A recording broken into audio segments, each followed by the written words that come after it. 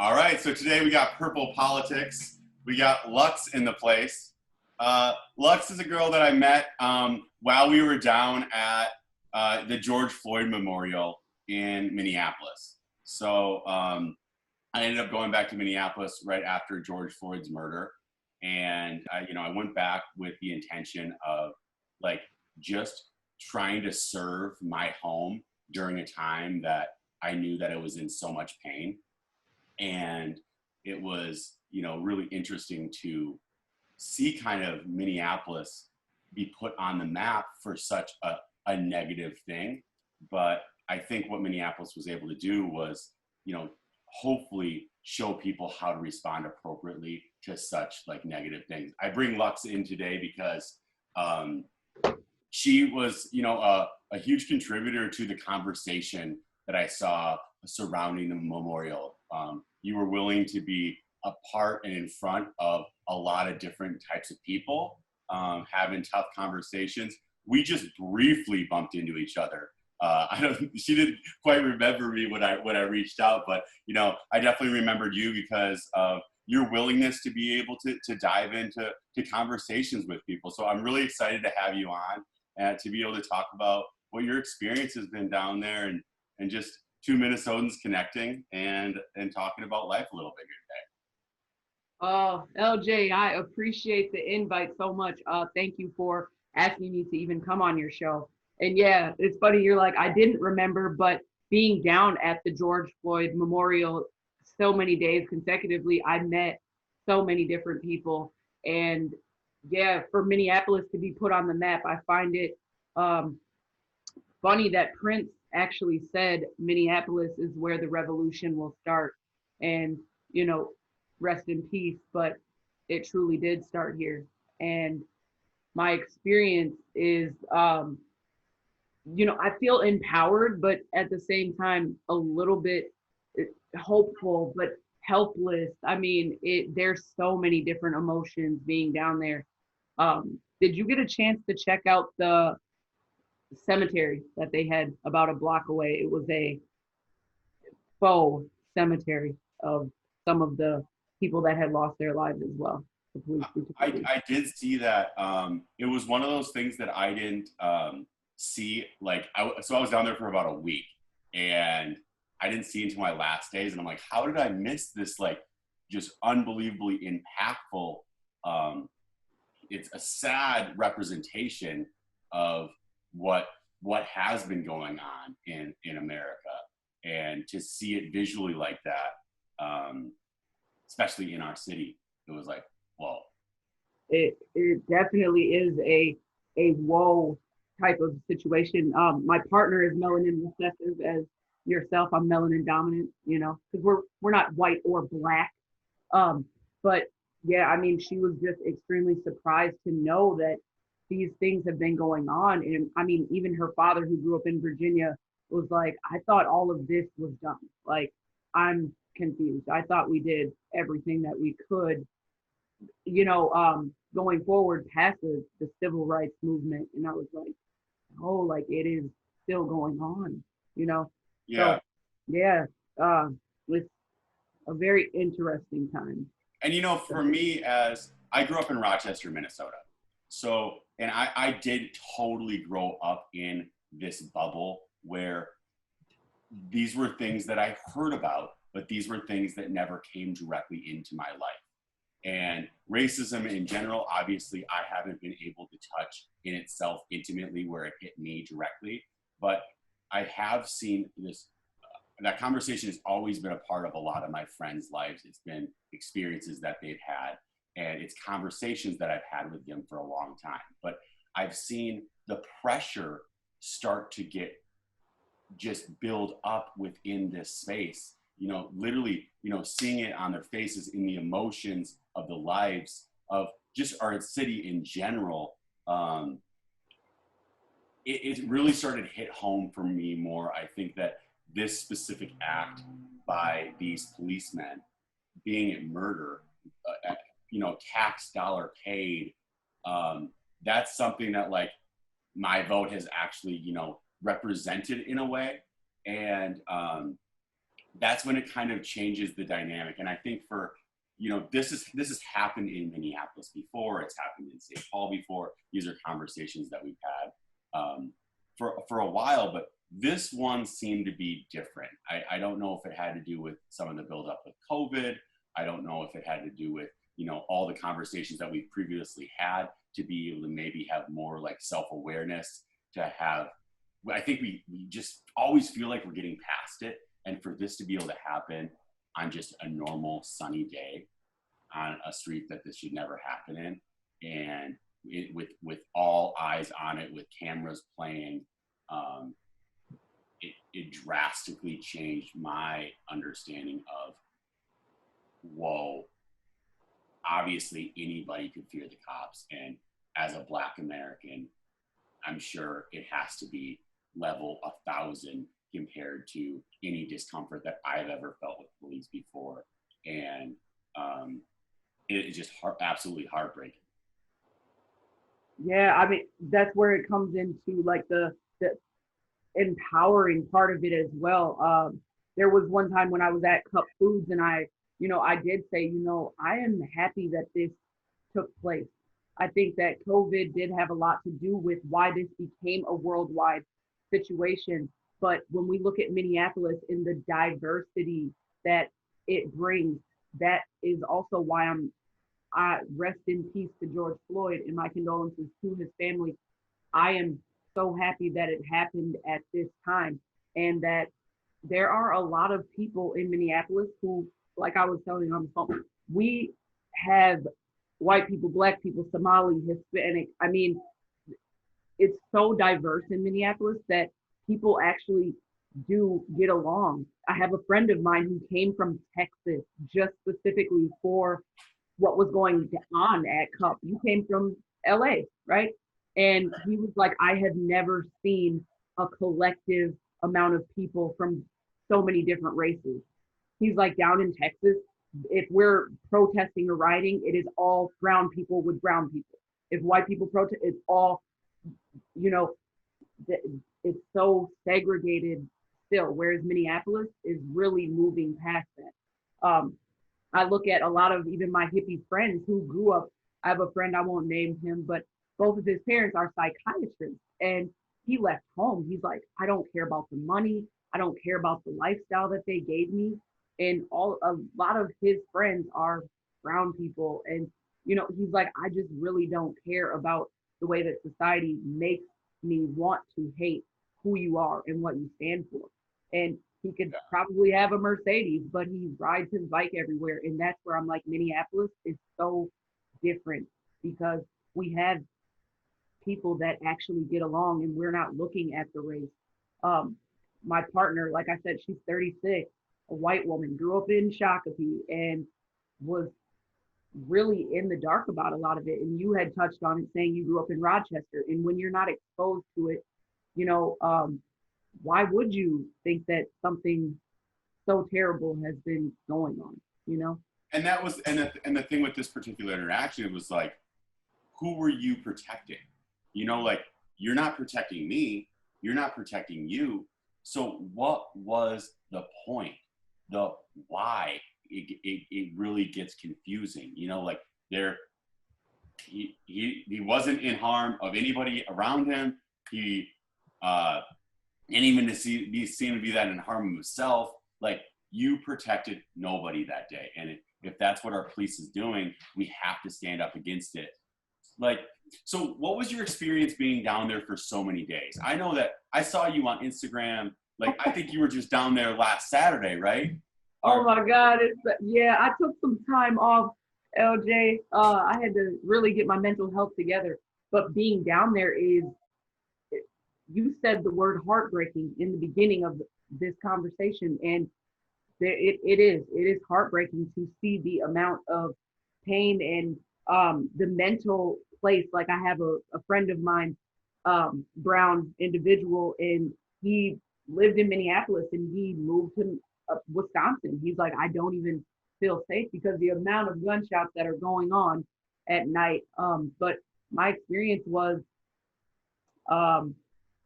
it broke my spirit a little bit just to know, like, wow, okay, we can march all day, we can do these things, but even asking for justice. When we think about the four founding fathers and when they got together in Philly in 1779, there was never anything stated that anybody who was brown, considered three-fifths human, they were not in the Constitution. The rights were not created. So when we're asking for justice, we got to be really conscious of what we're asking for. I never asked for justice when I was down there. I said we need to defund the police and take some of that money that they're using, because a lot of Bob Kroll, oh God, the amount of hush money that he's had to pay out for his, we won't go into it because, but my experience is that people are allowing their emotions to take them for a ride versus asking for something that we can actually ask for, which is not justice. So how was it from like what after his murder? What day did you get down there? Were you down there the next day? Oh, but And what was that experience from like I was day at the one police to like station. now of how that site has changed and how the conversations have changed? Has it gotten better? Has it gotten worse? Like, what are your thoughts and feelings about it? Uh, I wouldn't even put better or worse. I don't think there is a collective progression Okay. with the conversations that have happened since day one. Because I was down at the police station the night of the murder. And I mean, that was before it was burnt down. I was down there the night that that they, burnt the liquor store down and all of that. But the conversations from then until now are still really emotionally driven. And so again, I feel like, okay, we've done the protesting, we've done the rioting, and we've burnt the city down, and the governor is kind of looking like, no, we're not going to rebuild it. And I agree with that, but the conversations haven't progressed, to be quite honest. We're Right. still out there doing the same exact thing. We're letting our emotions drive us. Oh, we gotta keep protesting. For what? So 37 states have Black Lives Matter as a painted mural on the street, and the symbolism shows what? We still haven't got, I mean, the police officers were charged, but a lot of them are out on bail and this and that. And so the conversation hasn't changed. It's just still a lot of emotion. Right. Okay, we have to move past the feelings. Yeah. So, Well, and I think like let's talk about the conversation around the police officers a little bit, because I think that's a difficult one, and I don't necessarily know how to handle it appropriately, because I do realize that there is a judicial law and practices that you have to follow, and it's appropriate. You have to assign the appropriate charge to then get them in jail for that charge. right. And so I know that's probably a difficult process within such a heated emotional time, because everybody wants to see first-degree murder. But can you actually pin that on the officer? And you obviously want all the other officers to go to jail, but can you like get that on them? And I don't know like how quickly we can change some of those things in order to make it right and feel just by the community. And then sometimes I think our emotions want a little bit more than what the judicial system will allow, and then we want it all to get done right now. But like there is timing involved in some of this. I thought like you would think that all these officers could get arrested that day, because if me and you were down there and we strangled somebody out, we're all sitting in the clink that night going, we're going to need to get our story straight, because they're going to be asking us a lot of questions for a lot of days. Look, we need to get Johnny Cochran out of the ground. We need some. Yeah. So like, when you were down there and the officers haven't even been in jail yet, like, were those conversations happening where like, we want first degree, we want second, and people saying like, we have to press pause, we need to make sure that we can get something that actually nails these guys and puts them in jail for real? I tell you, I have only had very minimal conversations with people who are conscious. As sad as it is, yeah, I've only had very few conversations. Again, I understand the judicial system, so I'm not out there asking for justice. That was never granted to me, my ancestors, any of that. So what I'm asking for is things that are feasible, which is, you know what, take some of that money, put it into the schools. But yeah, a lot of people think that this system that was put in place, they don't understand what they're asking for. So when they want all of these officers in jail, if you ask me, I think Chauvin just needs to spend life in prison because of his prior convictions. Now, then we look at the other officers who were, one of them, I want to say, was on their second or third day, right? So, what exactly can I expect of a person who is watching their superior do something? And let's be honest, there's a brotherhood in the police department. Only 14 out of 850 officers think that Chauvin should be in trouble. So, I'm not, again, getting wound up in like the emotional part of it. These officers sat back because someone who's been doing this for so long is showing them that this is what we do. What, you know what I mean? How can I even put them at fault? So I think if I was even their defense attorney, my defense would be they were just following suit with their superior officer. What did they do that was wrong? But then again, you do have a badge, right? And you've had training. As long as your training seemed to be appropriate. It seems like it hasn't been appropriate training. But like, once you do swear in with that badge, you do have a responsibility. So I don't think the guy who was there for, it was his second or fourth day or whatever it was, needs to be in jail for that long. But like, I still think he's very responsible because he's fresh out the job. It's like the new engineer of the company who has the new playbook. You would think that they have some of those like new fresh ideas, better understanding of like what's supposed to happen. I get that they're fighting against a big system. We all realize that even as civilians, we're like, this is a mammoth of a system to try to break down. But I do hold that person who is even the newest on the job responsible for this because nobody was willing to just check if this guy was doing okay. The people on the cameras were like, yo, he's not doing okay. And nobody seemed to really check and feel responsible for the life there. And I know that, like, if I was the person that strangled this person and we were just civilians, the person holding their leg would also go down for the crime. And if it was this emotionally charged of a crime that wasn't with cops and it had something to do with other like racial tensions or something like that, people would go, you're going to have to be careful because they're going to make an example out of all of you. But for some reason, I don't understand why cops aren't able to be made examples of in ways that like sometimes the crime falls harder on like these young black guys in these more like public crimes because the community feels like we need it to get done to prove something. And then they get over sentenced all the time. And so I wouldn't really feel that, even though it's overly, I wouldn't feel that bad if these cops got a little bit over sentenced because look, there's a lot of guys who have been 17 years old that got charged with crimes that they had probably nothing to do with. And they're in the clink for like 50 years. So LJ, when we're talking about, you know, the amount of Black lives that are in prison, you've got to understand it was set up that way. This is systemic for so long. And it's so funny to me that police officers go through such a short amount of training, but someone who practices law goes to school for 8 years plus.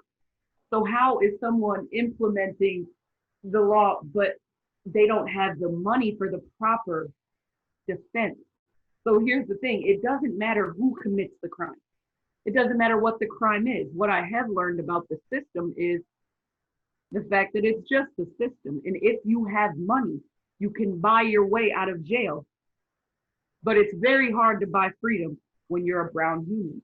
That is just what it is. I mean, you look at the Zimmerman case and come on, it literally is just about money. And when you kill off Black lives, you got to understand there's a Black market for the Black organ.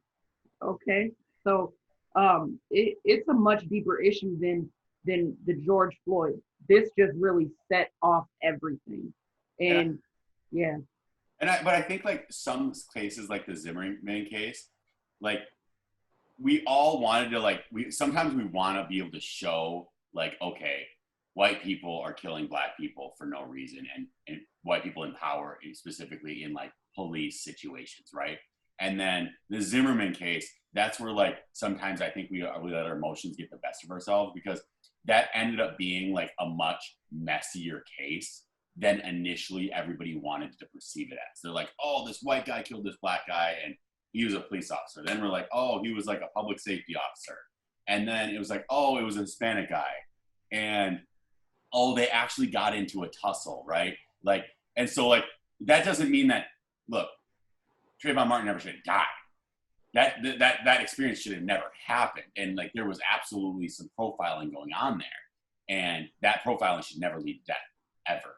But like we always try to make it out to be like this a cut and dry case. But this George Floyd case really ends up being that for people, where it's like this is where it can stick and be like, okay, there's no wiggle room in what happened in Oh. that day. But Chauvin is the first officer to be charged in the way that he has been. I mean, it just gets deep. So when we're like Minneapolis, I almost, don't get me started, I feel like that may have even been a plan, something set up. He had spent what, this fake $20 bill at the store, but over an hour later was still there. No one approached him from the store.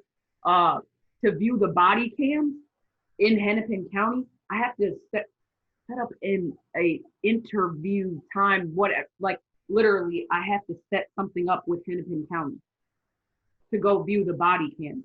So even I feel like, was this a setup during a very, very difficult time where our mental health is really compromised? I don't know. There's a lot of things that I think, because they have been killing black people for so long, that I'm like, how did this get national?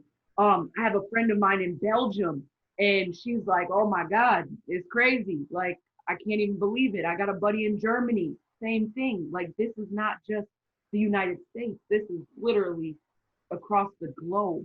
My friend Right. is, come to Belgium. They don't hate black people as much as they do in America. Haha. But no, I think that we just were not mentally equipped to handle it as a whole. And when you think about Minneapolis, there are a lot of interracial couples. There are a lot of friendships that are interracial. When you go down south, like I had lived in Georgia for a bit, it's not like that. You do not see interracial couples. You really don't see people hanging together of different races. So in Minneapolis, it is a whole different ballgame. And so for the world to see Minneapolis on this large scope, they're like, oh my God, yeah, we've got to do something different with generations that were, I come from an interracial thingy, you know. Okay. Golly, my daddy, black as night, my mother, Caucasian. Why they did it, I couldn't tell you, but I experienced racism on my father's side with my grandparents as well as my mother's side. Like my grandfather, uh, rest in peace, but he said that he could accept black people. His best friend, Eugene, black guy, but you were not to you shouldn't have mixed babies. You should not have little nigger babies, okay? Quote unquote. Like, Grandpa would say that. oh yeah. So my mother was kicked out of her house at a young age because she Okay. didn't like black men. But yeah, so we're not that far away from a generation where they literally hated each other. Black people hated white people hated black people. But Yeah. now we look at this younger generation, and white and black people are loving on each other, especially in Minnesota. Maybe not Rochester, but Minneapolis. Yeah. It is, it's so versatile. Yeah. There's And so also, much. Rochester isn't an overwhelmingly diverse community, but there is diversity in it. And I actually, the Mayo Clinic brings a lot of diversity to the community because most people who work are like doctors from the Mayo Clinic. They weren't born in like Minnesota. Like they're internationally like the best in their field. So it's a really interesting diversity in Rochester because usually anybody of different race or ethnicity than white is dad and mom is the best of the best in their field.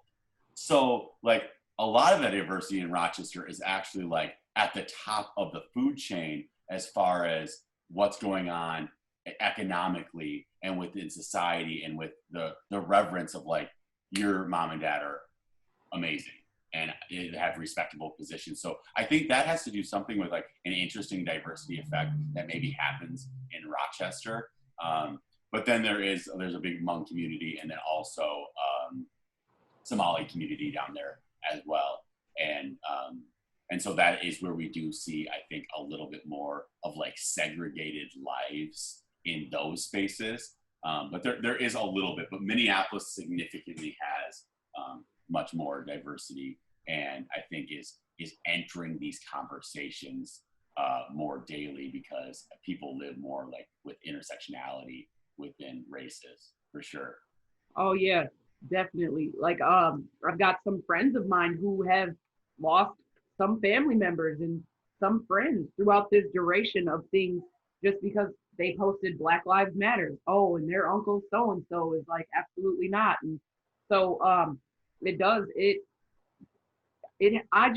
I say it's the younger generation that is just really willing to stand up, because I tell you what, black people can march all day and set shit on fire, but I'm gonna tell you, black people don't really know how to do fires. I've watched my dad and my uncles and all of them. Yeah. They can hardly get the grill lit up. Okay, that's your people lit Right. up. But hey, no, I do. I think it is a lot of the younger generation who do love their black friends, and they're like, you know what, I'm not standing for it anymore. And I think that that is what's going to really make this movement different than any other one, because we do have white people who are saying, you know what, I'm going to stand on the front line and I'm going to protect you because I know that I do have privilege by having the skin color that I do Yeah. have. Now, when it does get interesting when like we talk about like the Black Lives Matter movement, because the statement in itself, Black Lives Matter, I go, if that needs a rebuttal, there's something wrong with you, right? Because Black Lives Matter doesn't need a rebuttal. Obviously, all lives matter, and I do actually, I think the statement that probably helped me understand that most was, all lives don't matter until Black Lives Matter, right? And so, but then everything that we do these days gets political so quick. And the reason I have this thing called Purple Politics is because it allows me to talk about life, religion, just policy, different things, because everything actually comes down to politics at the end of the day. I don't really think that's necessarily a positive thing, but it's just the reality that we live in America right now. So the statement itself, Black Lives Matter, I'm 100% on board with. But then sometimes as the movement progresses, it gets a little bit harder to understand when I'm not as deeply involved and on the ground with BLM all the time, to know, well, what does that movement represent? You know, and that, because it's kind of, it's still, so I think there are some individuals that try to take it all these different directions immediately, and it can get kind of confusing. So I don't always know if I want to be like, well, yeah, I'm all about the movement, because I don't necessarily know what You don't know what does the movement represent? What are we doing with the movement? And even Black Lives Matter. Why, like you said, it doesn't need a rebuttal, but race is still a debate. So when we say Black Lives Matter, okay, cool, but what exactly? That's a good question. Why does it matter?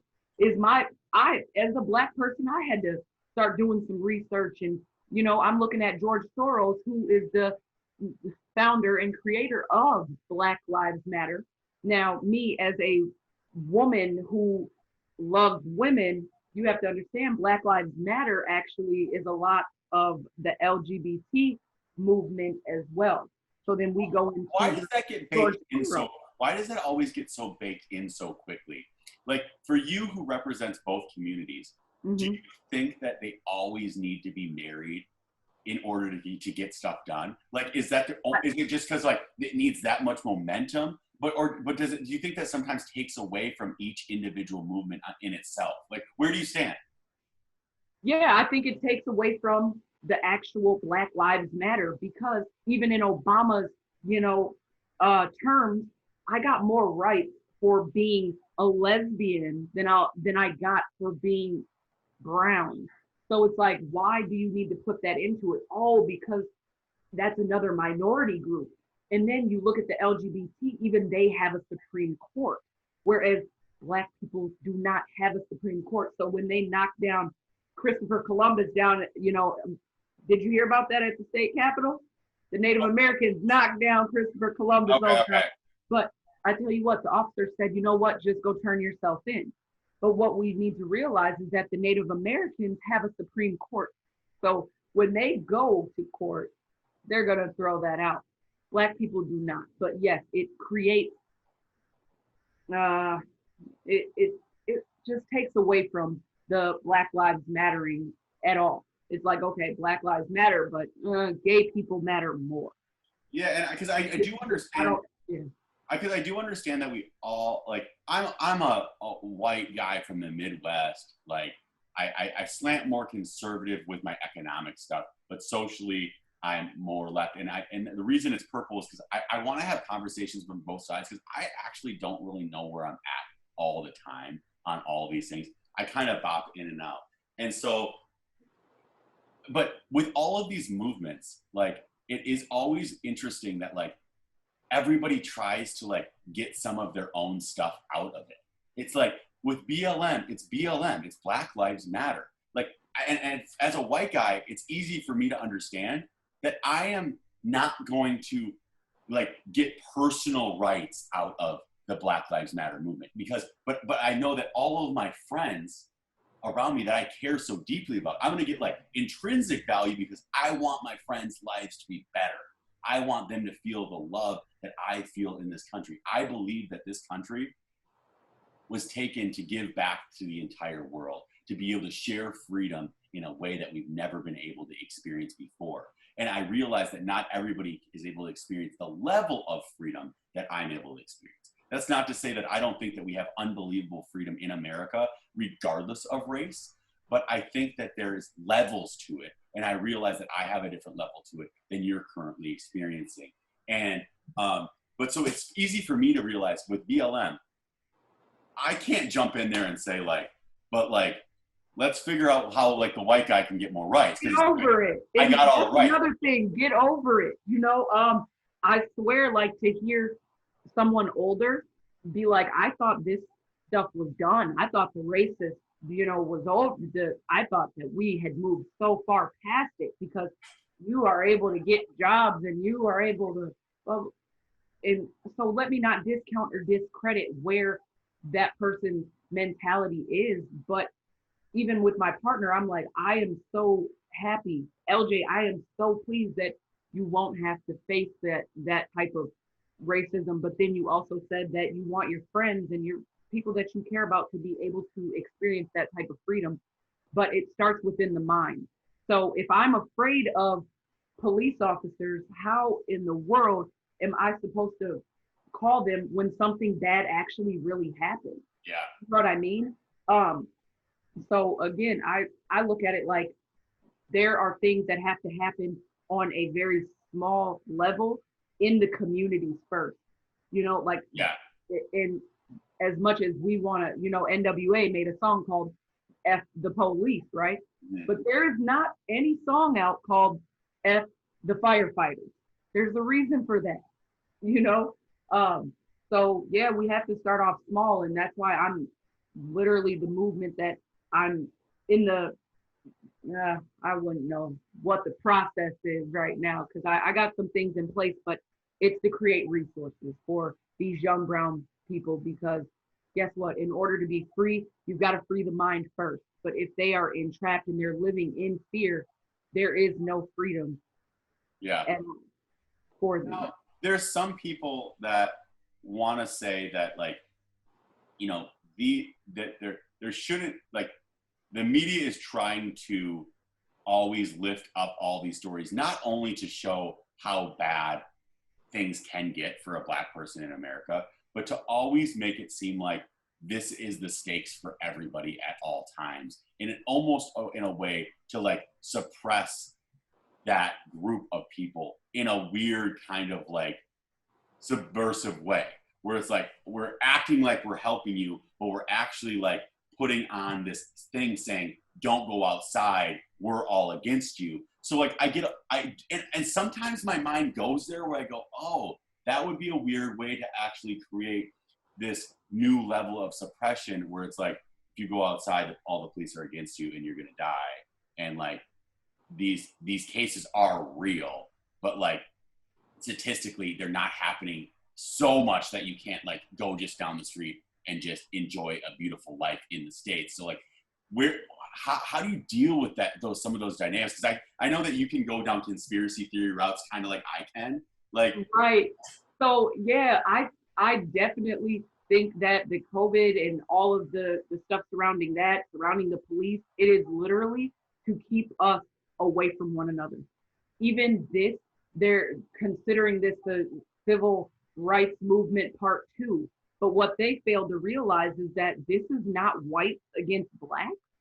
This is you and I against racism, right? And yeah. so if they keep us so disconnected and keep, Black people afraid of these uncomfortable conversations, guess what? Then we're still stuck in a place 60 years ago.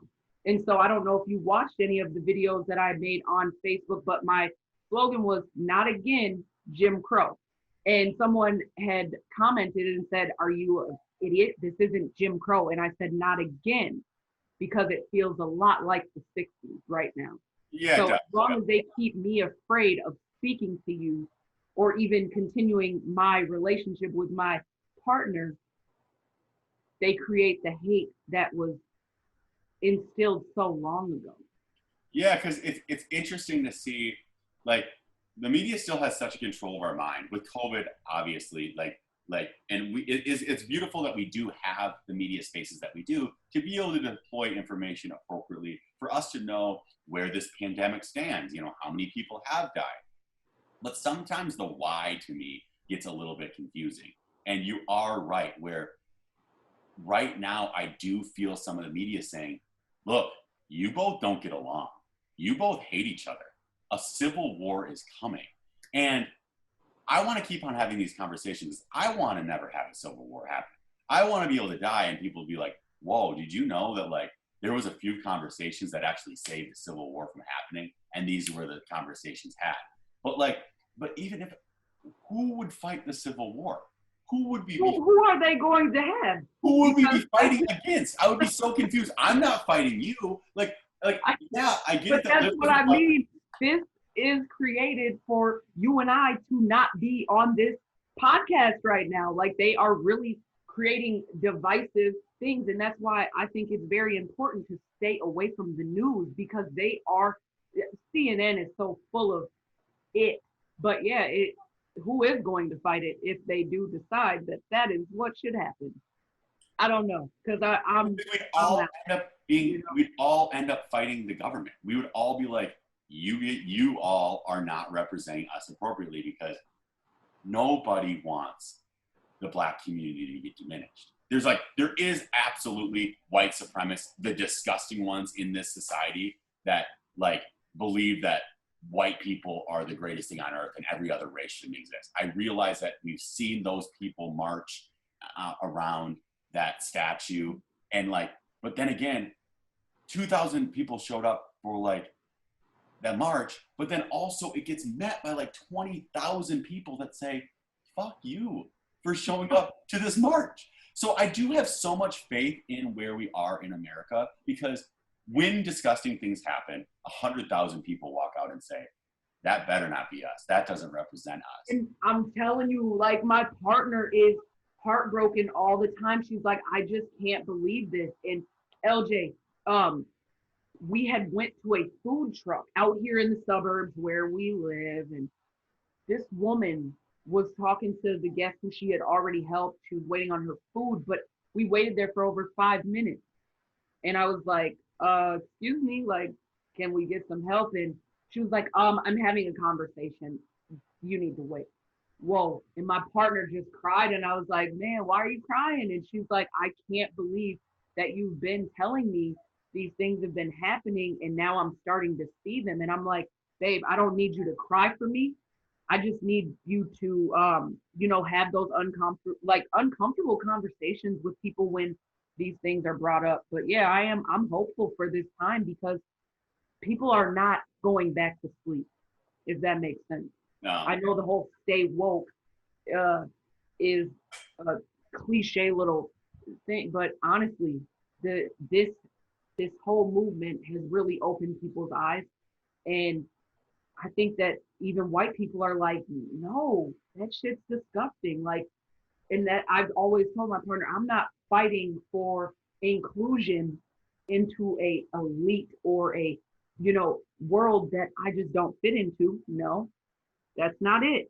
And my partner and I, we can't procreate. So that's pretty cool, right? Like, so we're not going to populate with more brown babies.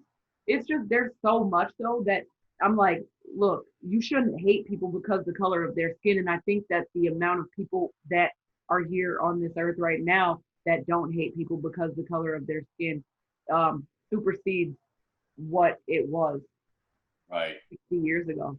But now we're in the space of, okay, we got racial issues in America.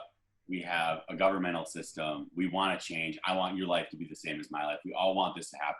But now we're caught in this juxtaposition of going, do I vote for Donald Trump or Joe Biden?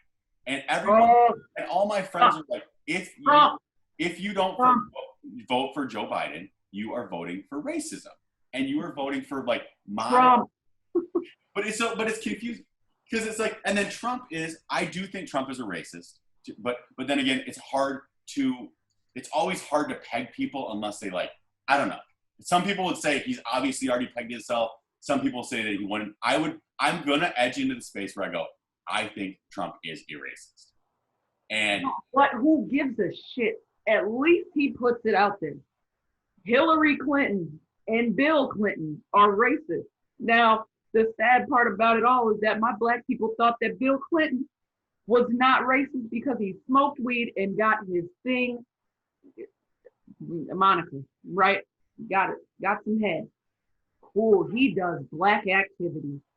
What? But he locked away more black men than any other president in history. So I think Trump is our best bet because he actually tells us what the been going on in the government since the beginning of time. yeah, People think he's a narcissist or he's this, he's that, he's racist, but at least he tells you.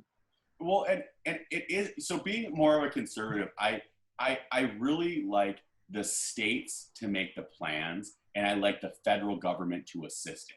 Now, I don't think that Trump does a good job of assisting much of it, and I don't like a lot of his policies when it comes to what he's like doing with immigration at the border. I'm like, and especially I hate his rhetoric even more than I dislike those policies. But I don't think the federal government's always supposed to make the plan for everybody. I like it when city councils and mayors and school boards we rely on them to affect our lives more positively, to, pay the organizations like the police to protect us. And that makes that accountability more. Now, what's tough is when you vote in a Biden, you go, save me. This one man, save me. You make all the decisions for me. And Trump, when you're voting for him, you go, I realize that the government doesn't have my back. It's probably not going to have my back. America needs to represent something. But the problem with Trump for me is voting for him means America needs to represent force. It needs to represent this bold kind of bullshit rhetoric and it's a little bit caught. It's caught in the past, and I think that I really hope that we can move beyond both of these candidates, the next candidate, but maybe we're going to be sitting here in 10 years, me and you are going to be having the same conversation going, what do we do? He's just a puppet. He's just showing, he literally is a puppet for America. It's always been about force. It's always been about being unfair and being bullied. Come on. We have enough oil in reserve to last over 20 years, but they told us that we were in Iraq because we needed oil. Come on. All of that's, I won't go too deep into politics, but I think that he's doing an absolute fine job showing us what America has been about since day one. Now, if we look at how much debt we're in with China, I can let you know, China owns America right now. And Trump is like, yep, well, there's that. But when he built the Trump Towers and how he even got started, that's why I have respect for him, because he just doesn't give a, but he lets you know that.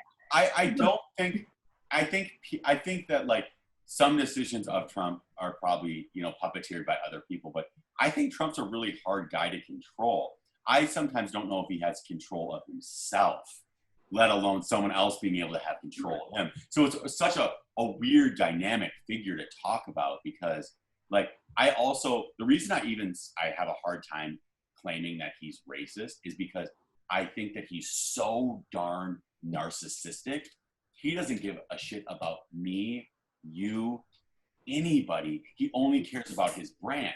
Now, interestingly enough, I think that he's stapled his brand so much to America now that he's president that like, I hope that he wouldn't let America completely fail economically, because he knows that he's putting his whole presidency on the back of America's economic structure, its growth. It's going to be in a trajectory of up when I get out of presidency, and I can say that I was the economic president, I was the business president. But like, he's forgetting that like, we have a social construct in America that's actually the coolest part about America is one, capitalism is dope, but like why we believe in capitalism, the why behind we believe that anybody should be able to create what they want to create, regardless of who they are. And if they have a product that serves people better and people are willing to buy it, they can build whatever they want around it. The why is important to it. If you're a criminal with it, we're like, oh, you're a criminal of capitalism. At least we're supposed to lock you up. I know that we don't a lot of the time, but that's what the laws in place are supposed to do. But yeah, think about it. Look at drug dealers. They get more time than rapists or pedophiles. But who exactly is bringing the drug in? The government. So it's all a game. And so again, like, I do think that Trump is narcissistic. He is racist as all hell. At the same time, he doesn't lie about what is going on. And the truth is, with the immigration laws and sending some of those people back, it does create jobs. But also with China owning America and creating Corona, guess what? This pays off some of the debt to China. So I again think Trump is doing a good job. Trust me, my last corporate job, I had posted, that I voted for Trump. And then I came in and this guy, I won't name him, but he was like, I'm so surprised, I'm shocked. I did too. But whoa, you're a Black woman. What are you thinking? What's wrong with you? I said, he actually tells the truth about what's happening behind the scenes. Look, we're going to build a wall. We hate you. Look, we're going to make America great again, which Bill Clinton said that, and then came up with the 3 strikes law. So I think that he actually is telling us and preparing us for what's to come. And then let's talk about the moneyless society. What? The cashless society. Yeah. That is just to monitor everything we're doing, because they have got to know. Have you seen that at Walgreens and all these stores now? They're saying that we have a coin shortage. Yeah. So, like, they're just like, hey, we have a coin shortage, just so you know. Like, you're only going to be able to use credit cards now. What a weird little flex to come in at this point in time. There's no way that we're printed. The way that the stock market's going up, we're printing money in America like crazy right now. I get that it's not in like the dollars, it's in the digits to be able to cash flow these different systems. But to just like tell us, oh, we're out of coins, like we're not going to cash anymore, like stop that bullshit. Like that's they monitoring us. Come on, you got an iPhone, right? I got you an gotta have an iPhone. Yeah. But what do we use to open our iPhone? Hold on. What are we using? Got that Hold thumbprint. on. Oh. If we think the government has not been watching us from jump, and yeah, that just literally puts another hold on us. But do I think that this presidency is going to be what changes the entire country? Absolutely. I do. 2020, everybody, well, not everybody, but a lot of people look at it as, oh my God, this is the worst year. I want to give it back. COVID, George Floyd, cashless society, all these different things. But what we fail to realize is that we've had to spend so much time inside the house. We've had to spend so much time with ourselves, with our spouse, with our family and friends, actually eating at the dinner table, actually going to the drawing board and coming up with ways to create our own source of income. Because, oh, the job shut down. You are forced to go into your mind where you never have gone before. Yeah. So I look at it as a gift and a curse. You know, I'm not gonna lie and say that at night I feel safe to walk around, because hell, that part is a little bit, yeah, there's a little bit of fear. But you're fearing the way that our community in Minneapolis is acting right now, or the police situation? What do you mean? Honey, I'm in Hopkins. Okay. Oh, okay. Okay. But just the amount of Black people being hung and then they're ruling it suicide, or these shootings, like, people are not mentally well. So even when I think of the coronavirus and the amount of people who have got it or got sick or died, I think that the coronavirus, they needed to really state that it was a disease against the mind versus the physical aspect of the disease. It's a tough situation because, I'm one of those people that I think that you should wear a mask when you're outside. But every time that I see someone scream at me on Instagram to wear a mask, it kind of makes me not want to wear a mask in a weird way. I don't know what's wrong with me. But that doesn't take it. Don't judge yourself. That doesn't take my mask off. But like, I get how someone would just be like, you know what, screw you. But like, I mean, fuck it. I'll be honest. I don't wear a mask. I am Black in America. My chances of dying because of corona are a little bit more slim than other sources. I'll just say that. But like, with some of these like issues that we're talking about with, okay, so what societies are more susceptible to COVID and all that? We obviously know it's older, but we also know it's people with pre-existing conditions having to do with obesity, high blood pressure, dietary issues. So, and I think that the reason that Black and brown communities are more susceptible to COVID is because a lot of those communities have lived in food deserts. They have been accustomed to not having and readily available vegetables, eating that type of healthy food. And then sometimes culturally, it's like, it's celebrated to not eat healthy. And that's the same way in the South. White people in the South celebrate not eating healthy.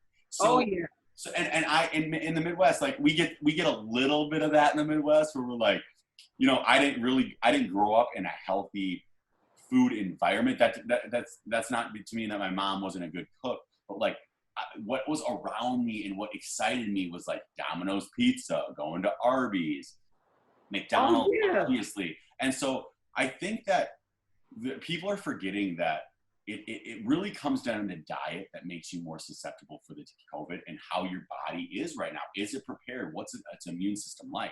So when we're talking about like Black and brown people being more susceptible to COVID, it's because of the lifestyle that has been accustomed to those spaces. Not because those Black and brown people have chosen the wrong lifestyle.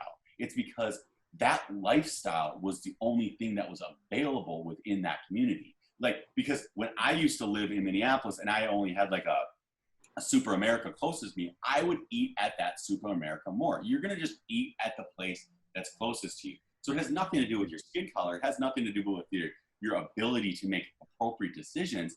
You just start to kind of The accessibility. get And then used you to it. look at the McChicken, or I don't know, whatever the other dollar burger is at McDonald's versus an apple, right? The apple costs more at Cub Foods than it does for the burger that isn't even real meat. Right. Okay. So yeah, we look at what is available. And then if you look at food stamps, right? You can, somebody who wants a hot meal, you can't go to these fast food places that you want to go to because you got 5 kids and you know, there's so many different things in place, but that's why when I do get my business up and running, it resources. I Mhm. can march all day and protest all day, and no. We need resources. Take some of the money, put the woodwork class back in the high school, put the welding in there, so that when these young Black bodies get out of high school, they have something to do. If Right. you know, if the muscle is what you want, then hell, put the plumbing right into the school. You don't want to go clean shit, they will. Give them something to do. So yeah, resources. That's the only thing that is going to help um, any type of freedom in the brown Black culture. Yeah. I mean, it's an interesting space that we're into today. I love the conversation we're having. I want to continue to have this conversation with you more often because I think this is valuable. I don't know if we solved anything yet within this hour that we've had this space, but I am really proud of the way that Minneapolis has reacted to this disaster. I believe in this community to be, if you're going to put it on the map and you're going to put a microscope in it, I believe that this community can show you what human love can do, that we do care about each other, that we're better than we think, but that doesn't mean that there's not a long way to go. And I applaud us for focusing on what is negative happening, but hopefully pursuing the future in a positive way. I don't want to start segregating. I don't want to start breaking down these walls. No, we are not going to be divisive, LJ. We are not going to be in a race war with one another. Okay. So yeah, it's not about having a solution all the time, even with the dialogue, but it definitely helps with the progression, and we're gonna have to keep having these conversations. I love it. Well, Lux, that's going to be all for us with this particular conversation today. Thank you so much for coming on. Welcome to Purple Politics, and Godspeed. We hope to see you soon. Peace and blessings.